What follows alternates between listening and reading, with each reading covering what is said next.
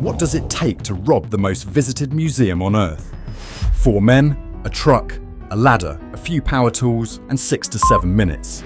That's all it took for one of the most shocking daylight robberies in modern history. According to the French Minister of Culture, the world's largest museum, the Louvre, has been robbed.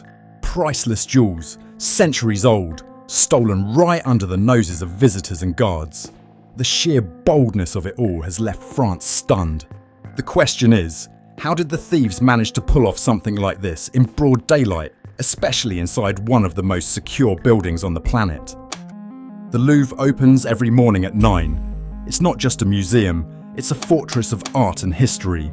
A massive complex stretching the size of 10 soccer fields, housing over 35,000 artifacts. The main entrance, beneath the famous glass pyramid, is where millions of tourists line up each year. But there are multiple entrances, and on that morning, the thieves didn't bother with any of them. They chose the southeastern corner, a quieter, less guarded section of the building, and there they made their own way in. It was just after the museum opened, around 9:30 AM, when a white utility truck parked beside the building. Parisians see these trucks every day. They're used by movers, delivery crews, even construction workers. Nothing about it seemed unusual.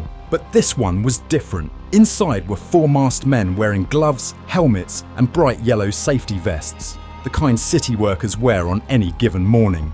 To anyone passing by, they might have looked like maintenance staff. But what they carried weren't tools of maintenance, they were the instruments of a precision break-in. The truck's extendable lift rose quietly to the 2nd floor. It's the kind of mechanical ladder used to move furniture into high Parisian apartments, except this time it was used to breach the Louvre itself. With the platform positioned against an upper window, one of the thieves fired up an angle grinder. Sparks erupted, the blade slicing a perfect line through reinforced glass. The cut was quick and clean, almost surgical. Within seconds, a panel of glass fell away, and the group slipped through the opening. The moment they stepped inside, sensors would have triggered silent alarms, but timing was everything. Before security could respond, the thieves were already deep inside the Royal Jewellery Gallery, known to staff as Room 705. The space is home to France's crown jewels, a collection of historical artifacts dating back centuries, each one tied to the nation's emperors and queens. The room is a shrine to royal opulence, lined with display cases containing diamond-encrusted tiaras, necklaces, and ornaments glittering beneath precise museum lighting. And this morning, those very jewels became the target of an audacious theft. Using their power tools, the thieves attacked the glass cases. The angle grinders screeched through locks and steel frames. Shards of glass fell to the floor as alarms blared across the gallery. Visitors nearby were confused, then terrified, rushing away as the noise echoed through the museum's stone halls. Within moments, security guards arrived, but the thieves were armed with the same spinning blades they used to cut through glass. Deadly if swung in the wrong direction. The guards backed off. Their orders are clear: protect the visitors first, the artifacts second.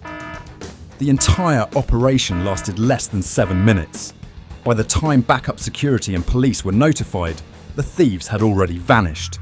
They climbed back down their ladder, tried to set fire to the truck and lift to destroy evidence, and escaped on motorised bikes waiting nearby. By the time the first responders reached the southeastern wing, the only thing left behind was the smell of burned fuel, broken glass, and silence. Authorities quickly began piecing together what was missing. According to France's Ministry of Culture, 8 priceless items were stolen, though investigators would later confirm a 9th was taken and left behind. Among the missing treasures were 3 pieces from a sapphire set once worn by Queen Marie Amélie, a tiara, necklace and earrings embedded with over 600 diamonds. Another set of emeralds and diamonds belonged to Empress Marie-Louise, Napoleon's second wife. That necklace alone contained 32 emeralds and more than 1,000 diamonds, each meticulously set by hand 2 centuries ago. Also gone were 2 pieces tied to Empress Eugénie, a tiara and a bodice bow containing nearly 4,000 diamonds and pearls combined. And then there was a diamond-studded brooch designed to hold a religious relic at its centre, a small piece of spiritual and historical significance now missing without a trace. But what about the 9th piece? It was a crown, once worn by the same Empress Eugénie, found abandoned on museum grounds, bent, partially crushed and missing several jewels. It appeared to have been dropped during the thieves' escape.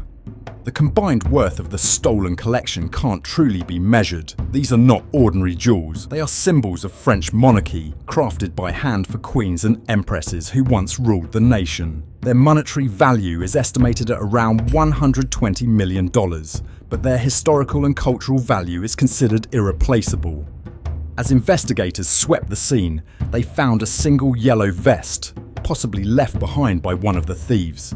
Surveillance footage from nearby streets captured the truck's arrival and departure, but that didn't contribute to any leads. French prosecutors described the thieves as disciplined professionals who knew exactly where to go, what to take, and how long they could risk staying inside. Every step had been timed and rehearsed. Experts in art crime say recovery is highly unlikely. Unlike paintings or sculptures, stolen jewelry is rarely found intact. Gold can be melted down. Diamonds can be recut. Emeralds can be broken into smaller stones, stripped of any traceable pattern or origin. Once altered, these gems can be resold through black markets or legitimate channels, disappearing forever into the global jewelry trade. Even if the thieves are caught, the pieces themselves might already be gone, their history erased for profit. The Louvre robbery sent shockwaves through the art world.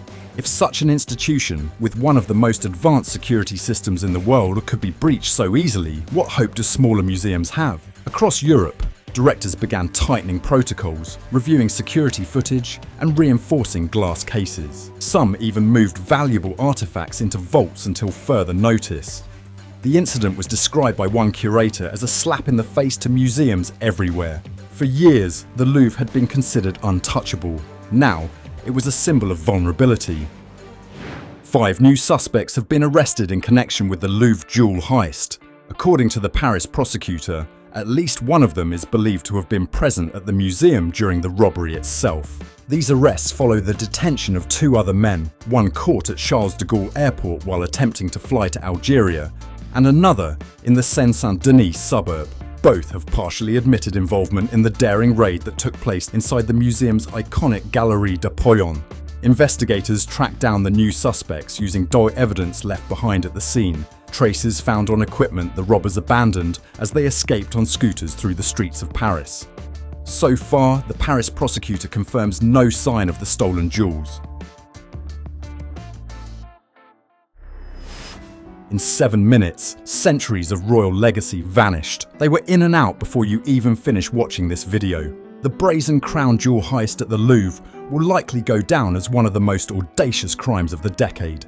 Even in the heart of civilization, surrounded by alarms, guards and glass, history can still be stolen. It was a very well-planned robbery, but not a well-planned escape.